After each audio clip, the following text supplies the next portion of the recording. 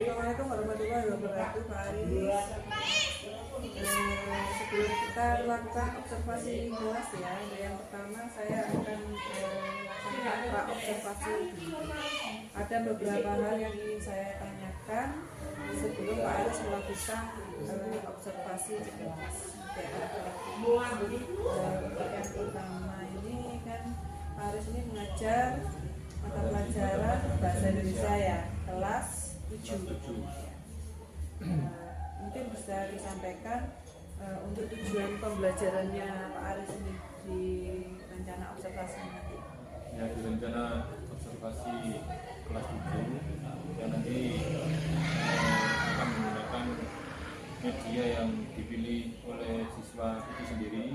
Kemudian siswa-siswi dapat memahami teks sesuai judulnya. Dan kebetulan di sini materi pembelajarannya adalah tentang teks di deskripsi. Iya. Kemudian yang pertama, kemudian yang kedua, dengan menggunakan media yang sudah dipilih oleh siswa atau murid itu bisa atau dapat membuat sendiri teks deskripsi secara sederhana. Jadi ada dua tujuan pembelajaran nanti yang dicapai selama pembelajaran. Untuk yang kedua, untuk area pengembangan yang akan saya amati nanti lebih kemana nih area pengembangannya Pak? Untuk area pengembangan ini cukup di pengelolaan kelas dan juga budaya positif di kelas. Jadi ada dua area pengembangan yang akan dicapai oleh Pak Aris ya, pengelolaan kelas sama budaya positif. Kemudian yang ketiga, Pak Aris, ini strategi apa yang telah dipersiapkan oleh Pak Aris? Ya, saya menyiapkan strategi membagi murid dalam beberapa kelompok. Kemudian nanti kelompok itu akan saya kasih sebuah semacam permainan ice breaking. Nanti akan dari siswa itu akan saling bertukar pendapat. Mungkin ada pendapat yang salah ataupun ada pendapat yang disempurnakan. Nah, terus kemudian yang kedua, nanti strateginya para siswa atau murid-murid itu saya beri waktu untuk menggunakan gadget atau handphone selama pembelajaran. Oke, jadi ada beberapa strategi yang sudah dipersiapkan oleh Pak Aris yang untuk kegiatan observasi. Oke, mungkin hanya itu saja Pak Aris yang bisa kita diskusikan sebelum observasi kita laksanakan. Semoga nanti observasi yang dilaksanakan oleh Pak Aris bisa berjalan dengan lancar dan sesuai dengan apa yang diharapkan oleh Pak Aris. Terima kasih Pak Aris. Kita ketemu lagi di observasi. Wassalamualaikum warahmatullahi wabarakatuh. Waalaikumsalam. Ya, doa dipimpin siapa? Ketua kelas? Enggi, dipimpin. Berdoa bersama-sama.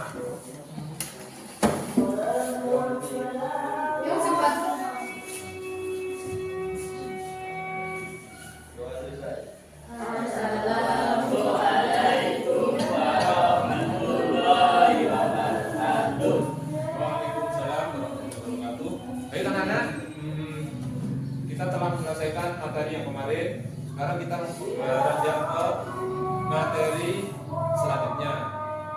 Yaitu materi kali ini Abdullah akan menerangkan materi deskripsi. Nanti di pertemuan ke depan, dua pertemuan ini akan membahas tentang deskripsi. Sebelum beranjak ke materi deskripsi, pernah mendengar yang namanya deskripsi? Belum pernah? Kelompok ini? Belum pernah? Kelompok ini? Iya pernah. Karena itu kita belajar sama apa tadi? Deskripsi. Oke. Itu materi deskripsi. Karena tolong diterapkan dulu bukunya sama OTS-nya. Ya.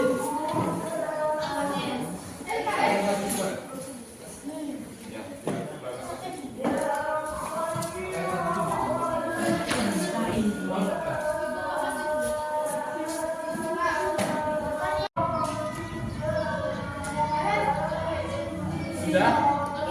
Sudah ya? Deskripsi itu adalah anak-anak. Deskripsi itu adalah membayangkan. Contoh. Sudah? Perhatikan, didengarkan. Contoh. Makanan saya rumput. Saya bisa dimakan oleh manusia. Ya. Berjalan saya dengan cara melompat. Kuping saya panjang. Ya, telinga saya panjang. Makanan kesukaan saya wortel. Kira-kira apa itu? Nah, deskripsi secara materi itu adalah membayangkan nanti kemudian ditulis.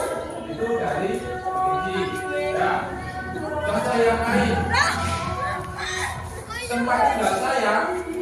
Tempat tinggal saya ini di ketinggian. Puncaknya ketinggian dingin. Kalau musim dingin sekitar bulan 8 keluar es salju.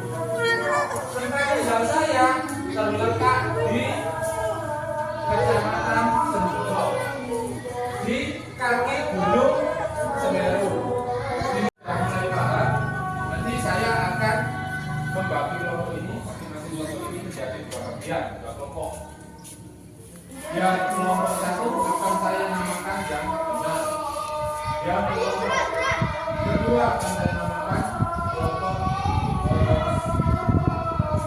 penyangga. Ini setuju, ini benar, ini setuju gitu ya. Berhitung dari sini.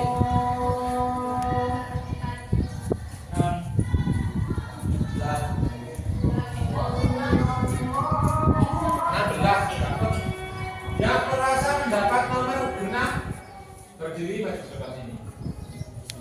Genap. Genap apa? Nah, mulai dari 2, 4, 6, 8. Yang mendapat nomor genap.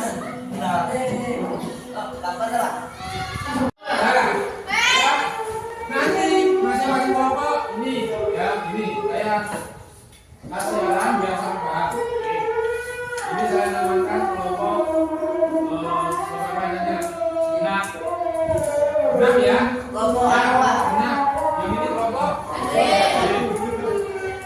Setelah paham yang menangkan tadi, paham dengan deskripsi?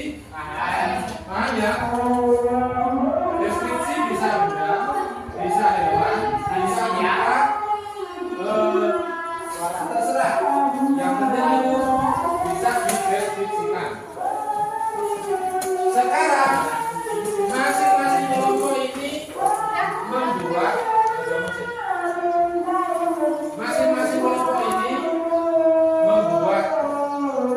sebuah deskripsi. Nanti yang tepat kata menentukan apa namanya ini adalah kelompok sebelah paham.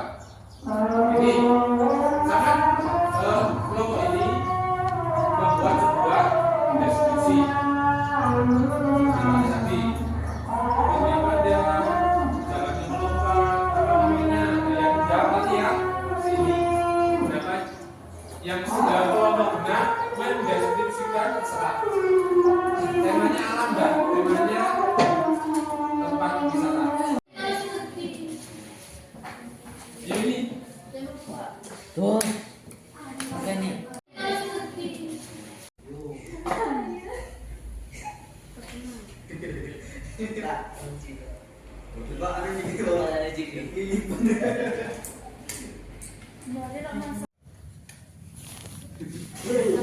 Assalamualaikum warahmatullahi wabarakatuh.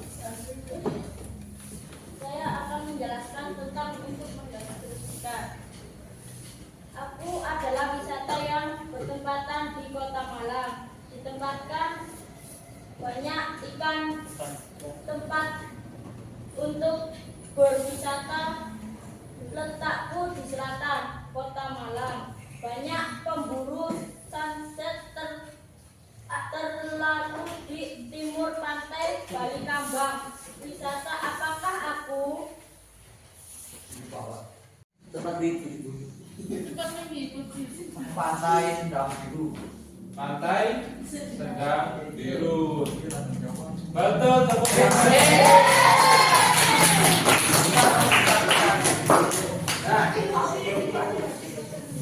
Dari apa yang dibacakan oleh temanmu, kelompok perwakilan dari kelompok genap, kalian bisa melengkapi apa yang kurang dari kelompok genap?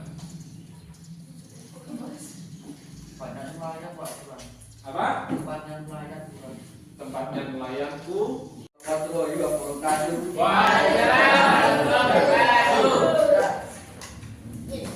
Saya akan membacakan deskripsi saya dari kelompok saya. Kelompok apa namanya? Kelompok ganjil. Kelompok ganjil. Kelompok genap, dengarkan. Tempatku di perkotaan. Tempat wisata. Banyak wahana. Tiket karcis 150.000. Tempat hiburan di Kota Batu. Banyak binatang. Banyak hewan langka. Selesai. Apa kira-kira? Janji Bapak berapa? Jadi Pak 1, 2. Pak jadi Pak 3. Janji Bapak berapa?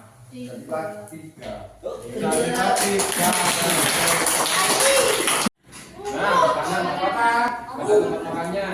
Tempat Man, tenang. berenang. Tenang anak. Banyak wahana, berenang.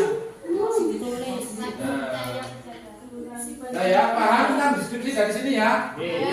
Itu tadi deskripsi tentang tempat. Nanti juga deskripsi akan dibagi beberapa bagian. Ada 3 bagian tentang alam, kemudian benda, juga makhluk jenis hewan, manusia. Yang penting itu makhluk ya. Itu nanti ada pengelompokannya sendiri untuk deskripsi. Bisa nggak kalian menyimpulkan, mengartikan deskripsi itu apa? Hah? Bayangan yang kelompok ini apa? Deskripsi apa pengertian dari deskripsi? Bayangan, angan-angan kalau di sini apa? Objek ya. Jadi deskripsi itu adalah kita membuat sebuah teks atau menulis karya dengan menggambarkan atau menguraikan. Tidak bisa kan menulis menjabarkan ya. Misal pohon itu sebutannya satu pohon, ada rantingnya, ada daunnya, rantingnya ada yang besar, ada yang kecil. Itu namanya menjabarkan dalam suatu objek atau tempat dengan menggunakan bahasa yang mudah dipahami. Itu namanya deskripsi. Baik anak-anak, kalian tadi mempelajari tentang deskripsi. Sudah paham apa itu deskripsi? Ya. Untuk sekarang deskripsi. Nanti pertemuan selanjutnya kita akan membahas juga di pertemuan selanjutnya, pertemuan kedua juga tentang deskripsi, lebih ke pembagian deskripsinya. Semoga dengan pelajaran kali ini kalian bisa mengambil pelajaran yang lebih menyenangkan.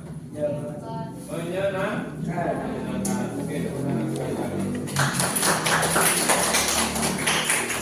Selanjutnya juga dipimpin oleh wakil kelas. Siapa wakil kelasnya? Ilham.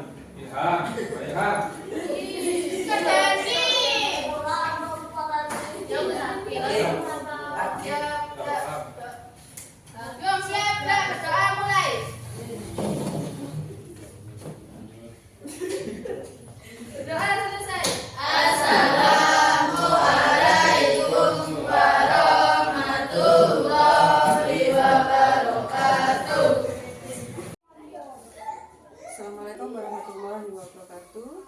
Waalaikumsalam warahmatullahi wabarakatuh.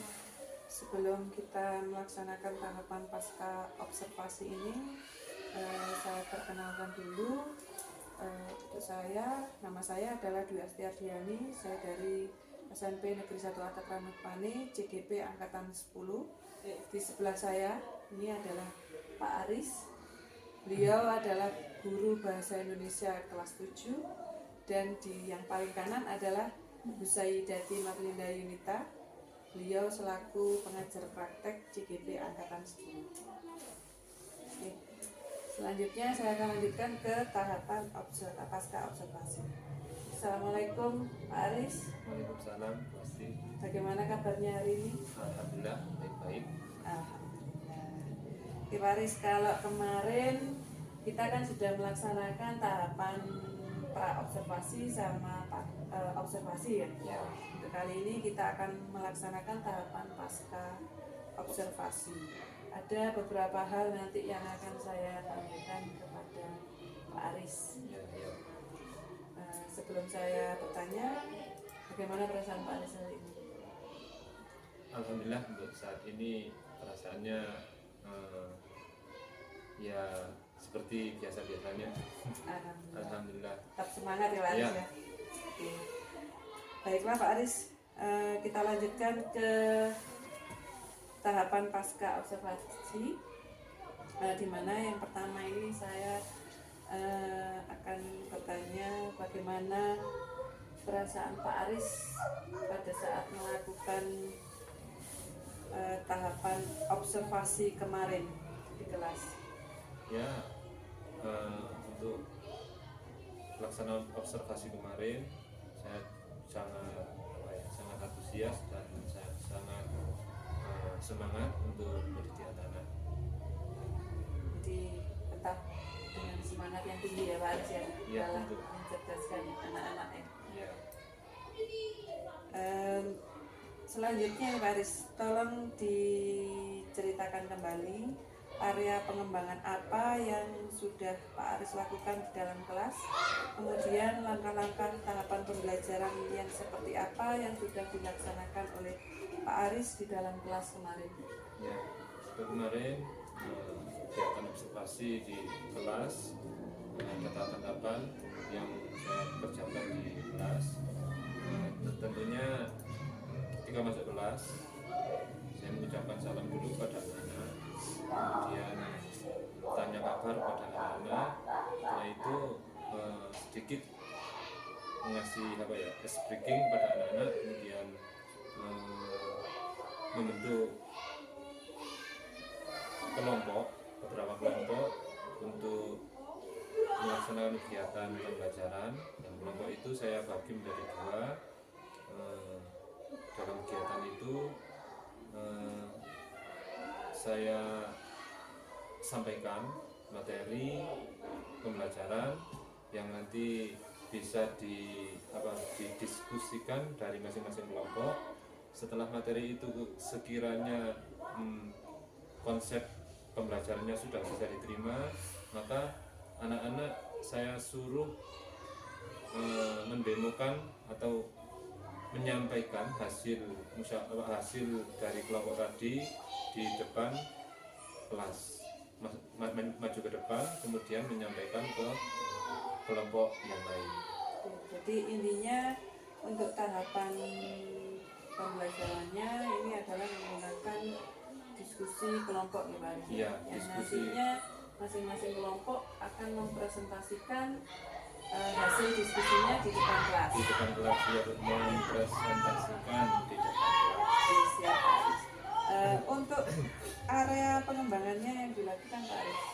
Ya, untuk area pengembangan yang saya lakukan di kelas ini dengan cara pengelolaan kelas yang saya sampaikan tadi, kemudian dengan menerapkan budaya-budaya positif di dalam kelas. Oke, jadi area pengembangannya adalah ada dua ya Pak Aris ya. Ya, ada dua. Pengelolaan kelas sama budaya Budaya positif. positif. Menurut Pak Aris nih, sejauh mana area pengembangan ini yang sudah disampaikan tadi, apakah berhasil atau belum nih Pak Aris? Sangat. ketika pembelajaran? Iya, saya rasa sudah cukup berhasil karena melihat pemahaman yang bisa ditangkap anak-anak, banyak dari siswa atau siswa-siswi yang paham dengan materi yang disampaikan. Jadi menurut Pak Aris, area pengembangan yang sudah disampaikan tadi baik dari pengelolaan kelas maupun budaya positifnya sudah terlaksana. Sudah terlaksana. Pembelajaran namanya. Iya, sudah terlaksana. Oke. Menurut Pak Aris ini, apa sih kekurangan atau kendala yang dihadapi oleh Pak Aris saat melakukan pembelajaran kemarin? Ya. Untuk kekurangan dan kendala di dalam kelas, mungkin saya sampaikan yang poin pertama Bu. Poin pertama ini mengenai siswa dan siswi. Memang siswa dan siswi itu ada yang cara pemahamannya sangat cepat, ada yang sedang, ada yang lambat. Nah, ini kesulitan kami dari siswa yang pemahamannya agak lambat, sehingga kegiatan sehingga pembelajaran ini agak lambat, karena anak yang cepat pemahamannya ini juga ngasih pembelajaran juga kepada teman-teman sejawatnya di dalam kelompok itu ya, mengasih penjelasan kelompoknya, kemudian agar bisa yang agak lambat ini, kemudian agar bisa yang agak lambat ini. Tapi ya dari guru harus juga ada ekstra juga, ada kegiatan tambahan untuk anak yang pembelajarannya lebih lambat ini. Itu poin yang pertama. Untuk poin yang kedua, ini tentang sarana dan prasarana dan kondisi kelas di sekolah kami, karena sekolah kami ini masih dalam satu atap yang kelasnya bergantian dengan SD. Jadi intinya gini ya Pak Aris ya, untuk kekurangan yang dihadapi Pak Aris ini bahwasannya anak-anak ini kan dengan kemampuan yang berbeda. Iya, kemampuannya berbeda, sehingga untuk anak yang kurang ini perlu bimbingan lagi dari Bapak Ibu. Selain itu juga dengan memanfaatkan anak-anak yang memiliki kemampuan yang lebih. Jadi kayak tukar sebaya gitu ya Pak. Iya, tukar sebaya lah. Oke. Juga dari sarana prasarana di sekolah yang kita ini memang bergantian dengan SD ya. Iya. Oke Pak Aris. Selanjutnya ini ya Pak Aris ya, saya akan menyampaikan hasil observasi saya terkait pembelajaran yang dilakukan oleh Pak Aris kemarin. Dari aspek dan strategi pengembangan yang dipilih oleh Pak Aris kemarin pada saat pra itu kan Pak Aris memilih aspek dan strategi pengembangan yakni berupa pengelolaan kelas dan budaya positif.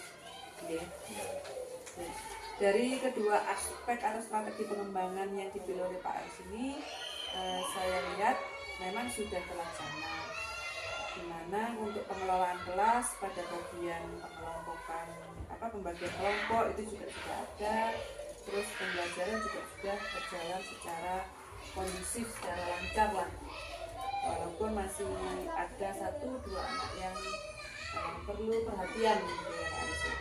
Kemudian untuk budaya positifnya ini juga sudah terlaksana juga. Di sini ternampak dari adanya doa, salam, kemudian ketika ada temannya yang menyampaikan pendapat pada saat presentasi, ini teman yang lain itu mendengarkan dulu atau menghargai dulu yang berbicara di depan.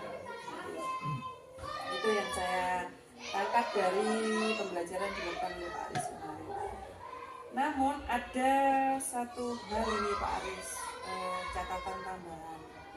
Jadi karena ini kelompoknya masih besar ya Pak Aris ya. Pak Aris Iya, kan membagi iya, dua kelompok Dua ya. kelompok. Jadi satu kelompok itu lebih dari 5 anak nih. Lebih dari 5 anak Bu. Iya, lebih dari 5 anak. Akhirnya ada yang namanya anak itu yang menjadi free rider atau hanya numpang nama Pak Aris. Oh, iya. Jadi mungkin nanti di pembelajaran selanjutnya bisa lah kelompoknya ini dipecah lagi.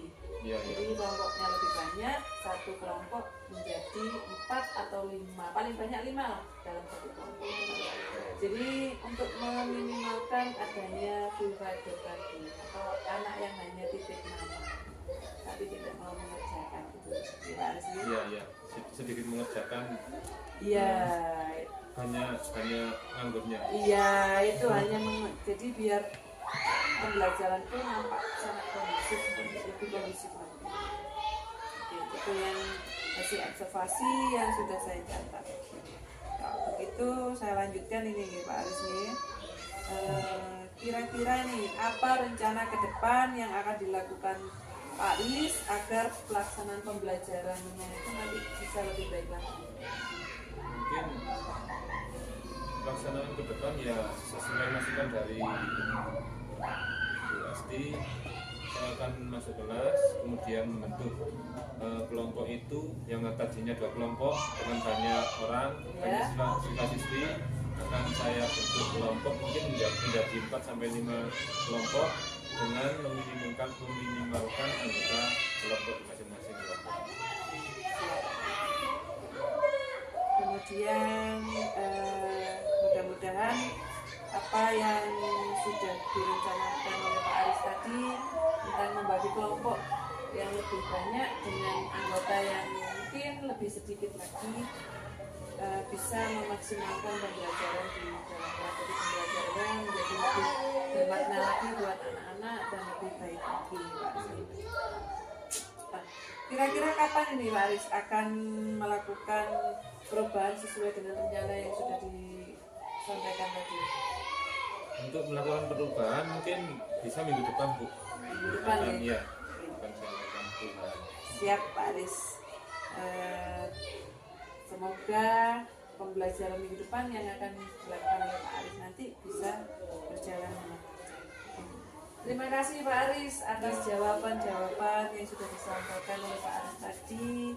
Mudah-mudahan apa yang direncanakan oleh Pak Aris tadi mengenai perbaikan pembelajaran ke depannya bisa terrealisasi dengan baik dan berjalan dengan lancar. Terima kasih Pak Aris. Wassalamualaikum warahmatullahi wabarakatuh.